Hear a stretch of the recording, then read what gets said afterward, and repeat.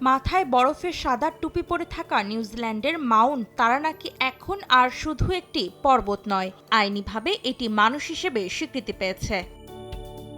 Taranaki মাউঙ্গা নামের এই পর্বতকে স্থানীয় মাওরি জনগোষ্ঠী তাদের পূর্বপুরুষ হিসেবে বিবেচনা করে। বৃহস্পতিবার নিউজিল্যান্ড সরকার একটি নতুন আইন পাশ করে এই পর্বতকে সম্পূর্ণ মানবিক অধিকার ও দায়িত্ব প্রদান করেছে। নতুন আইন অনুযায়ী এই পর্বত ও তার আশেপাশের ভূমিকে একটি জীবন্ত ও অবিভাজ্য সত্তা হিসেবে গণ্য করা হবে। এখন থেকে পর্বতটির সংরক্ষণ, ঐতিহ্যগত ব্যবহার ও এর সুস্থতা রক্ষার বিষয়ে সিদ্ধান্ত নেওয়া হবে। তারানাকি পর্বতকে মানুষের নামও দেওয়া হয়েছে, তে কাহুই তুপুয়া।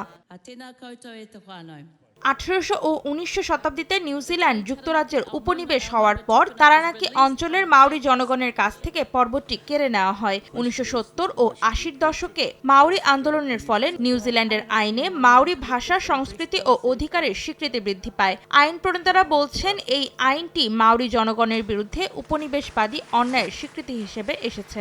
আইনটি পাশ হওয়ার সময় পার্লামেন্টের সদস্যরা সর্বসম্মতভাবে ভোট দেন। সেখানে উপস্থিত মাওরি জনগোষ্ঠী আনন্দে ঐতিহ্যবাহী গান গেয়ে মুহূর্তটি উদযাপন করেন।